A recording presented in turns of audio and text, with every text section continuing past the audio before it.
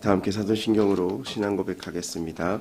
나는 전능하신 아버지 하나님 천지의 창조주를 믿습니다.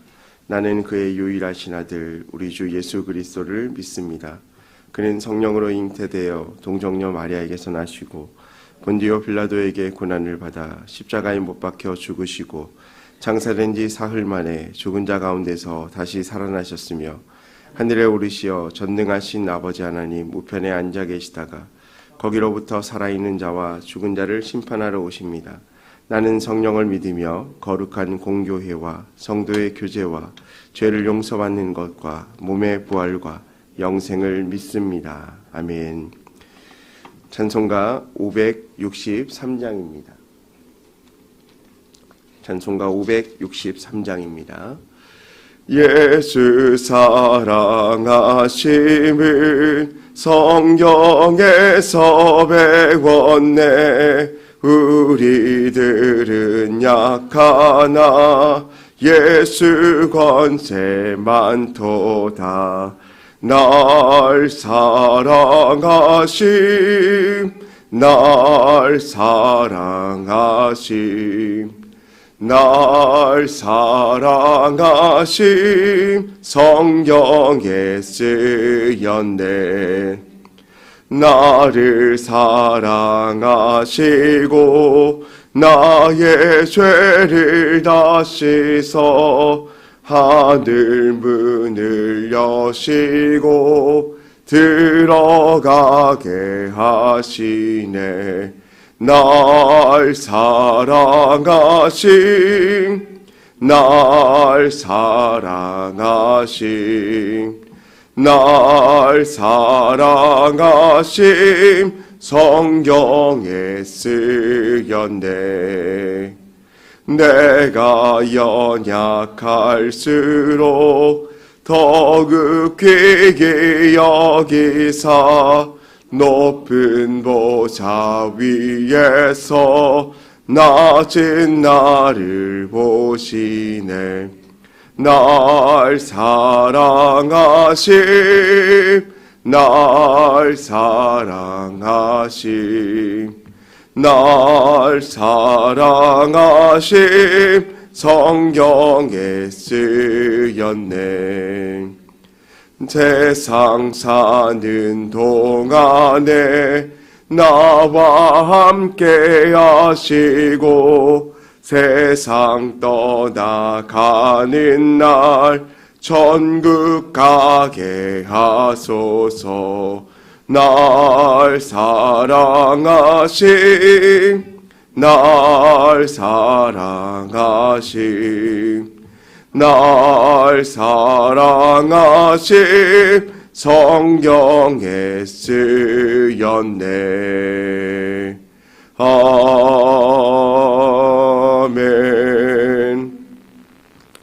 오늘은 공동체 성경 읽기 로마서 9장 말씀을 함께 읽겠습니다. 제9장. 내가 그리스도 안에서 참말을 하고 거짓말을 아니하노라. 나에게 큰 근심이 있는 것과 마음에 그치지 않는 고통이 있는 것을 내 양심이 성령 안에서 나와 더불어 증언하노니 나의 형제 곧 고륙의 친척을 위하여 내 자신이 저주를 받아 그리스도에게서 끊어질지라도 원하는 바로라. 그들은 이스라엘 사람이라. 그들에게는 양자됨과 영광과 언약들과 율법을 세우신 것과 예배와 약속들이 있고 조상들도 그들의 것이요 육신으로 하면 그리스도가 그들에게서 나셨으니 그는 만물 위에 계셔서 세세의 찬양을 받으실 하나님이시니라. 아멘. 그러나 하나님의 말씀이 폐하여진 것 같지 않도다. 이스라엘에게서 난 그들이 다 이스라엘이 아니요 또한 아브라함의 씨가 다 그의 자녀가 아니라 오직 이삭으로부터 난 자라야 내 씨라 불리리라 하셨으니 곧 육신의 자녀가 하나님의 자녀가 아니요 오직 약속의 자녀가 씨로 여기심을 받느니라. 약속의 말씀은 이것이니 명년 이때에 내가 이르리니 사라에게 아들이 있으리라 하시니라. 그뿐 아니라 또한 리브가가 우리 조상 이삭 한 사람으로 말미암아 임신하였는데 그 자식들이 아직 나지도 아니하고 무슨 선이나 악을 행하지 아니한 때에 택하심을 따라 되는 하나님의 뜻이 행위로 말미암지 않고 오직 부르시는 이로 말미암아 서게 하려 하사 리브가에게 이르시되 큰 자가 어린 자를 섬기리라 하셨나니 기록된 바 내가 야곱은 사랑하고 에서는 미워하였다 하심과 같으니라. 그런즉 우리가 무슨 말을 하리요? 하나님께 불의가 있느냐? 그럴 수 없느니라. 모세에게 이르시되 내가 궁휼히 여길 자를 궁휼히 여기고 불쌍히 여길 자를 불쌍히 여기리라. 그런즉 원하는 자로 말미암음도 아니요 다른 박질하는 자로 말미암음도 아니요 오직 긍휼히 여기시는 하나님으로 말미암음이니라. 성경이 바로에게 이르시되 내가 이 일을 위하여 너를 세웠으니 곧 너로 말미암아 내 능력을 보이고 내 이름이 온 땅에 전파되게 하려 함이라 하셨으니 그런즉 하나님께서 하고자 하시는 자를 긍휼히 여기시고 하고자 하시는 자를 완악하게 하시느니라. 혹 내가 내게 말하기를 그러면 하나님이 어찌하여 허물하시느냐? 누가 그 뜻을 대적하느냐 하리니 이 사람아 네가 누구이기에 감히 하나님께 반문하느냐? 지음을 받은 물건이 지은 자에게 어찌 나를 이같이 만들었느냐 말하겠느냐? 토기장이가 진흙 한 덩이로 하나는 귀 있을 그릇을 하나는 천 있을 그릇을 만들 권한이 없느냐? 만일 하나님이 그의 진노를 보이시고 그의 능력을 알게 하고자 하사 멸하기로 준비된 진노의 그릇을 오래 참으심으로 관용하시고 또한 영광 받기로 예비하신 바 긍휼의 그릇에 대하여 그 영광의 풍성함을 알게 하고자 하셨을지라도 무슨 말을 하리요? 이 그릇은 우리니 곧 유대인 중에서뿐 아니라 이방인 중에서도 부르신 자니라. 호세야 그래도 이르기를 내가 내 백성 아닌 자를 내 백성이라 사랑하지 아니한 자를 사랑한 자라 부르리라. 너희는 내 백성이 아니라 한 그곳에서 그들이 살아계신 하나님의 아들이라 일컬음을 받으리라. 또 이사야가 이스라엘에 관하여 외치되 이스라엘 자손들의 수가 비록 바다의 모래가 들지라도 남은 자만 구원을 받으리니 주께서 땅 위에서 그 말씀을 이루고 속히 시행하시리라. 또한 이사야가 미리 말한 바 만일 만군의 주께서 우리에게 씨를 남겨두지 아니하셨더라면 우리가 소돔과 같이 되고 고모라와 같았으리로다. 함과 같으니라. 그런즉 우리가 무슨 말을 하리요? 의를 따르지 아니한 이방인들이 의를 얻었으니 곧 믿음에서 난 의요. 의의 법을 따라간 이스라엘은 율법에 이르지 못하였으니 어찌 그러하냐? 이는 그들이 믿음을 의지하지 않고 행위를 의지하니라. 부딪힐 돌에 부딪혔느니라. 기록된 바 보라 내가 걸림돌과 거치는 바위를 시온에 두노니 그를 믿는 자는 부끄러움을 당하지 아니하리라. 함과 같으니라. 아멘. 오늘 우리에게 주신 하나님의 말씀은 누가복음 18장 15절 말씀입니다. 신약 성경 125면에 있는 누가복음 18장 15절에서 17절까지의 말씀을 함께 읽겠습니다. 사람들이 예수께서 만져주심을 바라고 자기 어린 아기를 데리고 오매 제자들이 보고 꾸짖거늘 예수께서 그 어린 아이들을 불러 가까이 하시고 이르시되 어린 아이들이 내게 오는 것을 용납하고 금하지 말라. 하나님의 나라가 이런 자의 것이니라. 내가 진실로 너희에게 이르노니 누구든지 하나님의 나라를 어린아이와 같이 받아들이지 않는 자는 결단코 거기 들어가지 못하리라 하시니라. 아멘. 예물 봉헌하겠습니다.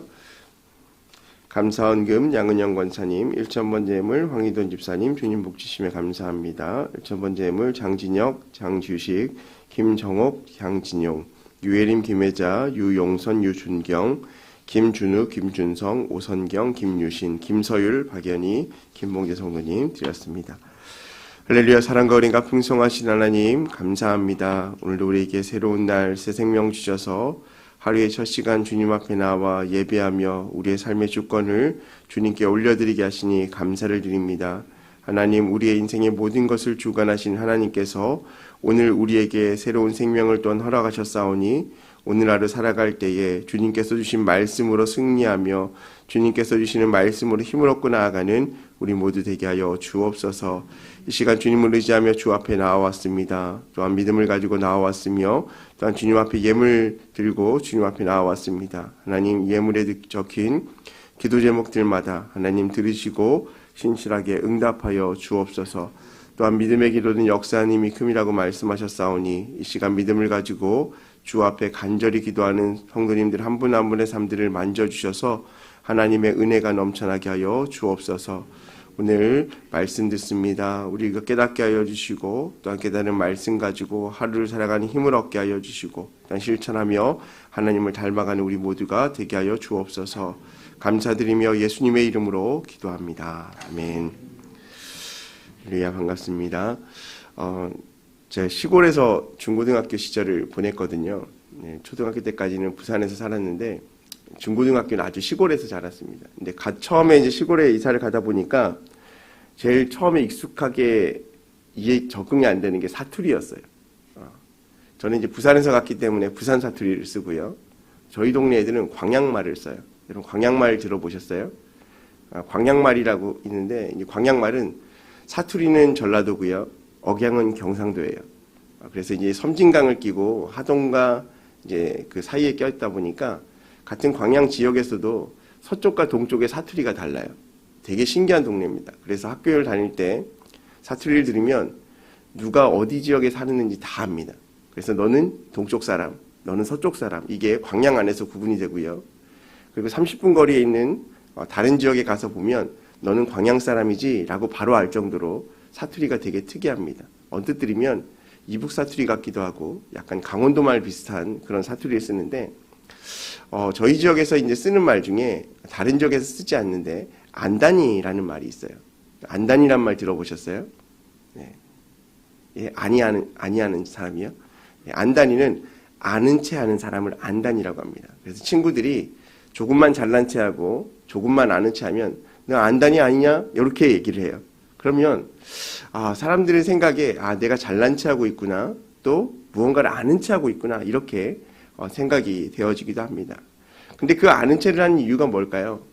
사실 따지고 보면 나는 알고 있는 거예요. 그리고 다른 사람이 모르기 때문에 그 사람을 좀 가르쳐주고 싶고 좀 알려주고 싶은 마음이 있죠. 물론 조금 자기를 위시하고 싶은 마음에 있다면 다른 사람이 모르는 것을 내가 알고 있다, 이것을 자랑하고 싶은 마음이 있겠지만 많은 사람들은 내가 알고 있는 지식, 내가 알고 있는 여러 가지 상황들을 다른 사람들에게 알려주고 싶어 합니다. 그리고 때로는 그런데 들었던 이런 지식들이 우리의 삶을 잘못된 방향으로 이끌어갈 때도 참 많아요. 제가 아이들을 키우다 보니까 자주 제일 많이 가는 병원이 소아과입니다. 특별히 아이가 3명이다 보니까 수도 없이 소아과를 가게 됩니다. 근데 소아과를 가면서 이제는 점점 뭘 알아가냐면 처방전에 적힌 약을 보면 이게 콧물약인지 감기약인지 다 알게 되는 거죠. 그 약을 외우지는 못해요. 근데 뭐 시작되는 약이면 얘는 콧물약, 얘는 감기약, 얘는 해열제, 얘는 뭐 항생제, 이렇게 아는 거예요. 그리고 이번 증상을 알고 다음에 병원에 가면 이래 얘기하죠. 선생님, 뭐 처방은 해주지 말고요. 저희는 안 맞으니까 이런 약을 처방해 주세요 라고 얘기해요. 심지어 이제 해열제도 종류가 여러 가지다 보니까 저희에는 이 해열제는 맞지 않으니까 다른 해열제를, 어떤 특정한 해열제를 얘기하면서 처방해 달라고 얘기하기도 합니다. 근데 옆에서 가만히 듣고 보면 그런 생각을 해요. 나보다 더 잘하는 사람이 의사 선생님이고 처방은 의사가 내리는데 처방전은 내가 쓰고 있다는 생각을 가끔 할 때가 있습니다. 심지어는 약국 가서도 물어보죠. 이게 어떤 약인지, 어떤 성분인지, 이 약은 안 먹어도 되는지, 언제까지 먹어야 되는지. 그런 지식들이 우리에게 자꾸 쌓이게 되는 겁니다. 때로는 그러한 지식들에 대해서 순전하게 받아들여야만 우리의 삶에 유익할 때가 참 많아요. 그런데 반대로 그러한 지식을 우리가 오용하거나 내가 생각한 것을 뒤덮으면 잘못된 방향으로 가게 되어진다는 거죠. 오늘 말씀에 보면 예수님께서 제자들에게 하신 말씀이 나오는데요. 15절 말씀에 보니까 사람들이 예수께서 만져주심을 바라고 자기 어린아이를 데리고 오매 제자들이 보고 꾸짖었다라고 말해요. 여기 예수님께 많은 사람들이 다가왔습니다. 보면 만져주심을 바라고 목적을 가지고 어린아이를 데리고 나왔고 또 많은 사람들이 데리고 나왔어요. 사실 예수님께서 많은 현장을 돌아다니면서 기적과 이적을 펼치실 때 많은 사람들이 그 현장을 체험해보고 싶어 했습니다. 여러분, 만약에 우리 지역에 대통령이 온다. 그러면 내가 좋아하든 싫어하든 정치색이 어떻든 상관없이 그 얼굴을 보고 싶어 하지 않겠습니까? 내가 좋아하는 가수가 온다. 그러면 그 가수 얼굴을 한번 보고 싶지 않겠습니까? 많은 소문의 현장 가운데 있는 예수님을 오늘 우리 마을로 온다는 이 소식을 듣고 아마도 많은 사람들과 또 그 예수님을 보여주기 위해서 자신의 아이들을 데리고 갔을 겁니다. 물론 그 중에는 여러 가지 목적이 있겠죠. 단순히 구경꾼으로 간 사람도 있을 것이고요.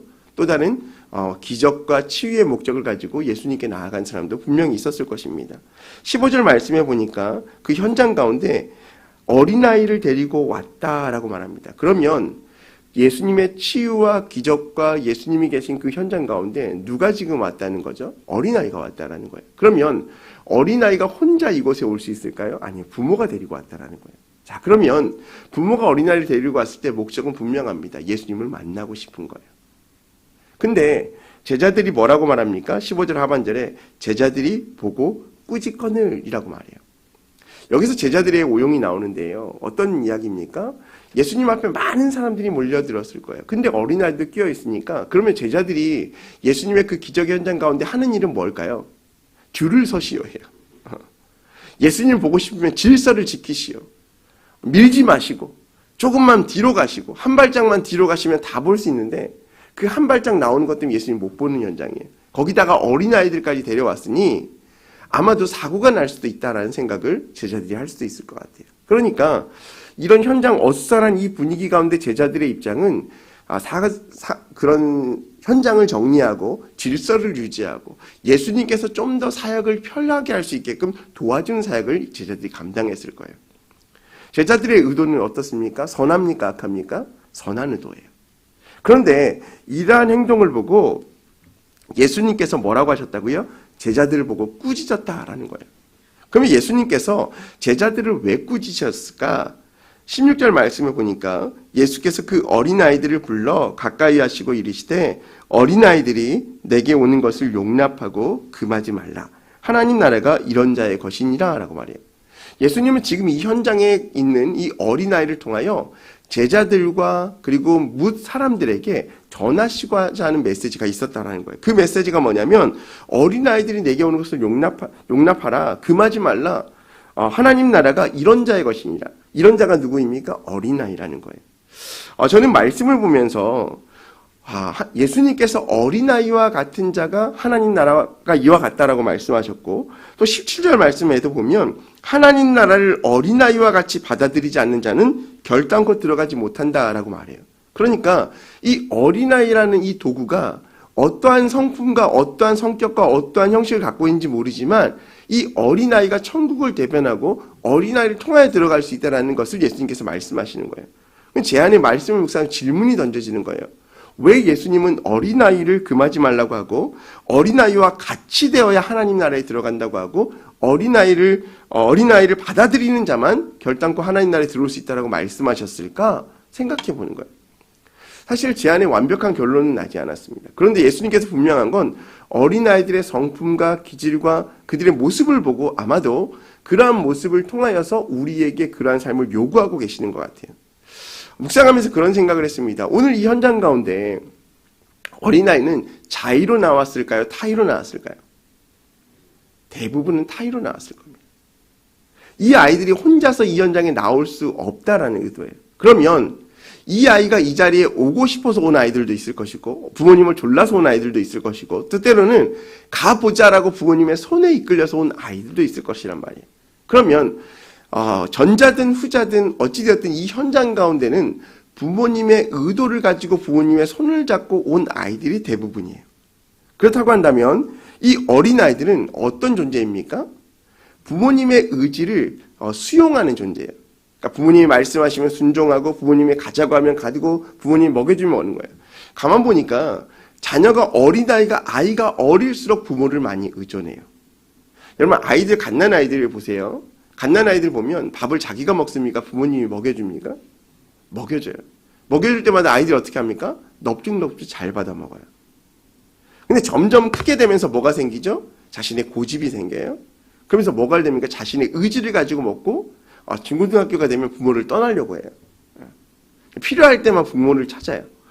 그러니까 어릴수록 어린아이일수록 부모님의 태도에 대한 수용성이 강해요.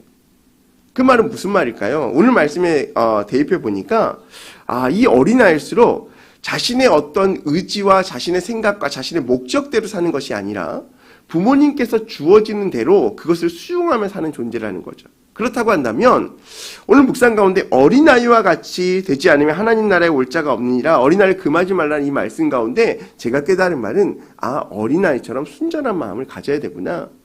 부모님이 주시면 받아먹고 부모님이 가자고 하면 가고 부모님이 말씀 드리면 이것이 정답이구나 라고 할 수 있는 순전한 믿음의 순종이 있어야 되겠구나 라는 것을 알게 되었습니다. 두 번째는 부모님에 대한 믿음이 있다라는 거예요.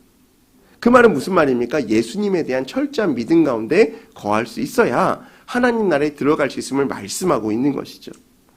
사랑하는 성도 여러분, 우리는요 세상을 살아가면서 자신의 이익과 목적대로 살아가요. 사실 오늘 이 예수님의 현장 가운데 많은 사람들이 자신의 목적과 이익을 따라 이 현장 가운데 나와왔을 거예요. 그러니까 그들의 목적과 이익 가운데 있는데 어린아이가 보이면 어떨까요? 어린 게 왜 여기 있어? 저 뒤로 비켜. 이렇게 하지 않았겠어요? 위험한데 왜 어린애들 데리고 나왔어요? 좀 뒤로 빠져 계세요. 내가 지금 좀 급하니까요. 어쩌면 이렇게 얘기했을지도 몰라요. 여러분, 세상은 점점 자신의 이기심과 자신의 욕심 가운데 살아가게 되어집니다. 우리가 예수님을 믿고 하나님을 믿고 하나님을 따르는 모든 과정 가운데도 그러한 욕심과 이기심이 너무나 많아요. 그런데 중요한 것은 오늘 예수님께서 어린아이와 같이 어린아이처럼이라고 얘기한 것은 하나님 앞에 온전하고 순전한 마음으로 나오는 그 믿음의 자세가 우리에게 요구된다는 것을 말씀하고 있는 겁니다. 세상의 가치관으로 판단하지 아니하고 세상의 상황으로 판단하지 아니하고 오직 나의 믿음의 대상인 예수님만을 바라보고 그 예수님을 믿고 순종함으로 나아가는 자세가 우리에게 있어야 함을 말씀하고 있는 것입니다. 사랑하는 성도 여러분, 어린아이는요 아직도 앞으로 배울 것이 너무나 많은 사람들이에요. 자신의 것을 채워나가는 사람들이에요. 그러면 우리도 예수님을 믿으며 하나님을 믿으며 섬겨갈 때 우리 인생 가운데 많이 채워졌던 것들을 버리고 그곳에 예수님으로 채워나가시기를 주님의 이름으로 소망합니다. 그러면 우리 인생 가운데 새로운 것이 가득 넘치게 될 줄 믿습니다. 제가 중학교 때까지만 해도요, 깜지라는 걸 썼어요. 여러분 깜지 써보셨어요? 공부할 때 막 선생님이 숙제로 깜지 일주일에 7장 써와라, 10장 써오라 그러잖아요. 그걸 왜 시킬까요? 하얀 용지에 공부하라는 얘기예요. 빼곡히 적은 것들을 보면서 어떤 생각을 하셨어요? 나 열심히 공부했다라고 자기 만족을 느껴요. 그렇지 않습니까? 근데 그 깜지에 정말 우리 인생 가운데 아무것도 아닌 정말 쓸데없이 깜지를 쓰는 사람이 있어요. 깜지를 다 쓴다고 해서 다 공부를 잘합니까? 다 자기 만족을 한다고 해서 인생이 성공합니까? 그렇지 않아요. 중요한 건 인생의 백지 같은 나의 인생 가운데 어떻게 무엇으로 채워갈지를 고민하는 것이 너무나 중요하다라는 거예요. 우리 인생도 지금 인생의 시간 가운데 백지 가운데 우리 인생의 시간들을 차곡차곡 채워져 나아가고 있습니다. 쓰고 있습니다. 그래서 어느 순간 이것이 완성되어지고 결과로 판단받을 때가 옵니다. 그런데 중요한 건 그 목적과 내용이 세상을 향한 것, 나의 인생을 향한 것만 되어지면 결국 세상에서 만족하고 끝나는 거예요. 그렇지만 하나님과 예수님 앞에 순종하며 믿음으로 채워져가는 그 인생의 깜지를 써내려간다면 어떨까요? 그 모습을 보고 하나님께서 기뻐하시게 될 줄로 믿습니다. 오늘 예수님께서 그 말씀을 하고 계시는 겁니다. 지난 시간에 보았던 교만한 바리새인의 기도를 책망하시고 순전한 세리의 기도를 칭찬하셨던 모습처럼 예수님은 대상이 중요한 것이 아니라 그 행동의 마음의 중심을 보고 계심을 기억하시기 바랍니다. 오늘 우리의 삶도 하나님 앞에 나의 겉으로 보여진 행위의 모습이 중요한 것이 아니라 나의 마음의 중심, 나의 마음의 정성, 하나님을 향한 그 마음 가지고 순전한 믿음을 가지고 하나님 앞에 나아갈 수 있는, 또한 그렇게 살아갈 수 있는 저와 여러분의 삶이 되시기를 주님의 이름으로 소망합니다. 우리 함께 기도하겠습니다. 금주 기도 제목 보겠습니다. 함께 읽겠습니다. 하나님의 나라를 전파자로 살게 하소서. 환우들에게 치유를 더하소서. 교회에 환우분들 참 많이 계십니다. 치료받고 계신 우리 김명희 원사님, 또 오순희 원사님 기억하여 주시고, 또한 여러 치료의 과정을 은혜를 기다리며 나아가는 많은 성도님들 기억하셔서 주님께서 회복시켜달라고 기도하여 주시고, 또한 육적인 문제뿐만 아니라 영적인 문제 가운데 힘들어하고 있는 지체들이 있다면 하나님께서 또한 만져주시고 회복해달라고, 또한 교회와 담임 목사님의 사역을 위해서도 우리 시간 주여 삼창하시고 간절한 마음으로 기도하겠습니다. 주여 주여, 주여. 하나님 아버지 감사합니다. 주님 인도하여 주시고 붙잡아 주시옵소서. 하나님 앞에 더욱더 나아가며 믿음으로 더 승리하며 나아갈 수 있는 우리 인생 되게 하여 주시고 붙잡아 주시옵소서.